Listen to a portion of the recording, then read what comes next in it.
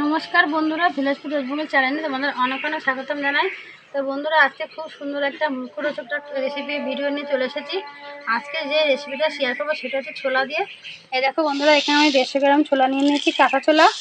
তোমরা কিন্তু দোকানে ছোলা ভাজা কিনতে পাওয়া যায়, তাই দোকানে ছোলা ভাজা না কিনে বাড়িতে যদি এরকম কাঁচা ছোলা কিনে এনে দোকানের মতন পারফেক্ট ঠিক মতন ভিডিওটা দেখে যদি তোমার বাড়িতে বানাতে পারো, তাহলে সারা বছর কোটার মধ্যে ভরে রেখে খেতে পারবে। খুব সুন্দর একটা, অনেক দাদা ভাইরা আছে, এটা ছোটো থেকে বয়স্ক সবাই কিন্তু পছন্দ হবে। অনেক দাদা ভাইরা আছে কিন্তু অফিসে কাজে যায়, তখন তাদের টিফিন খাইতে করে ভরে দেবে, তারা আসার সময় খেতে খেতে আসবে। মানে খুব সুন্দর, দোকান থেকে কিনতে হবে না। তাই তোমরা কিন্তু পারফেক্টভাবে পুরো ভিডিওটা দেখবে কীভাবে বানাতে হয়, তাহলে তোমার বাড়িতে বানিয়ে ওটার মধ্যে ভরে সারা মাস ধরে খাবে। তাই প্রথমে রান্নাঘর যেয়ে কী কী লাগে তোমাকে দেখিয়ে পুরো ভিডিওটা বানাবো। দোকানের মতন ছোলা ভাজা রেসিপি তৈরি করতে লাগবে। এখানে কাঁচা ছোলা নিয়ে নিয়েছি, আর এখানে খাওয়ার সোডা নিয়েছি। দেখো সামান্য পরিমাণে অল্প, যেহেতু আমি 150 গ্রাম ছোলা নিয়েছি, খাওয়ার সোডাটা কম দিয়েছি। তখন তোমার ছোলা বেশি দেবে, খাওয়ার সোডাটা তোমার বুঝে দেবে। আর সামান্য পরিমাণে একটু নুন নিয়ে নিয়েছি। আর আলাদা, যেহেতু আমি এই নুনেই ভাজবো, তোমরা বালি দিয়েও ভাজতে পারো, তাই এখানে কিন্তু আমি 1 প্যাকেট নুন নিয়েছি। আজকে এই নুনে তোমাদের ভাজা দেখাবো। তো এগুলো লাগবে সমস্ত ছোলা ভাজা রেসিপি তৈরি করতে। খাওয়ার সোডার মধ্যে সামান্য পরিমাণে নুন দিয়ে দেবো,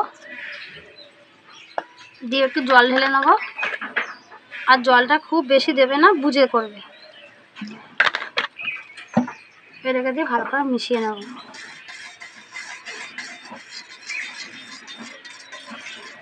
মিশানো হয়ে গেছে। এবার একটা থালার মধ্যে আমি এই 150 গ্রাম ছোলাটা ঢেলে নেব। এবার যে গুলে রাখা যে মানে খাওয়ার সোডা, নুন আর জল দিয়ে গুলে রেখেছি, এটা আবার অল্প অল্প দেব। আর সারা ছোলার গায়ে ভালো করে মাখিয়ে নেব। খুব একবারে জল ঢালবে না, অল্প অল্প ঢালবে, আর যাতে সব ছোলার গায়ে জলটা জানি লাগে।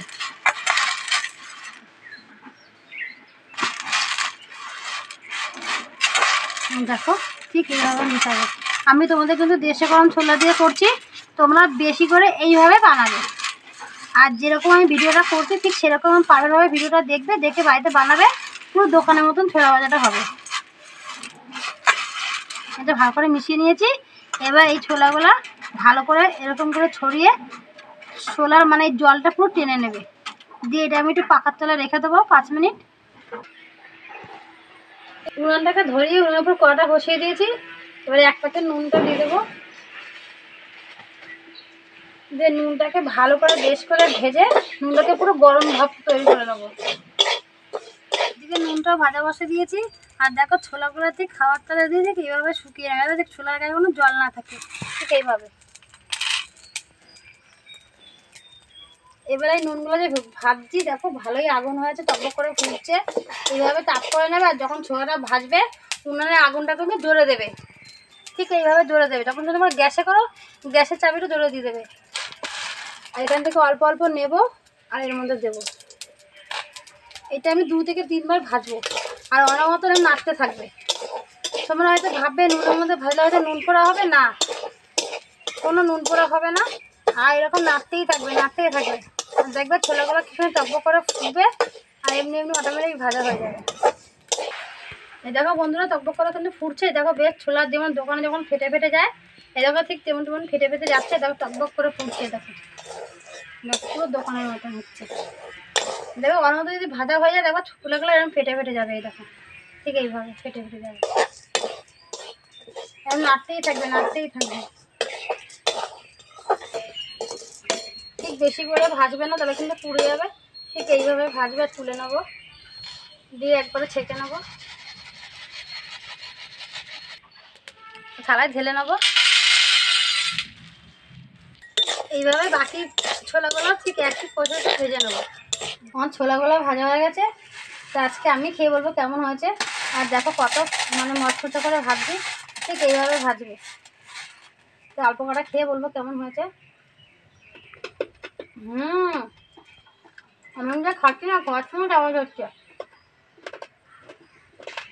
দারুণ খেতে, পুরো দোকানের মতন। তোমরা এরকম বাড়িতে বানিয়ে কৌটার মধ্যে ভরে রাখবে, যখন খুশি হবে তখন খুশি তোমরা খেতে পারবে।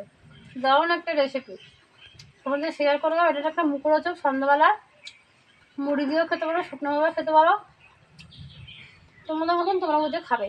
তাই এরকম রেসিপি দেখতে হলে আমার চ্যানেলটাকে সাবস্ক্রাইব করবে, লাইক কমেন্ট শেয়ার অবশ্যই করবে, আমার পাশে থাকবে, আমাকে এগিয়ে যেতে সাহায্য করবে। আমি যেন তোমাদের কাছে আরও বিভিন্ন রকমের রেসিপি শেয়ার করতে পারি। ধন্যবাদ। পরে ভিডিও দেখা হবে। তোমরা ভালো থাকবে, সুস্থ থাকবে। টাটা।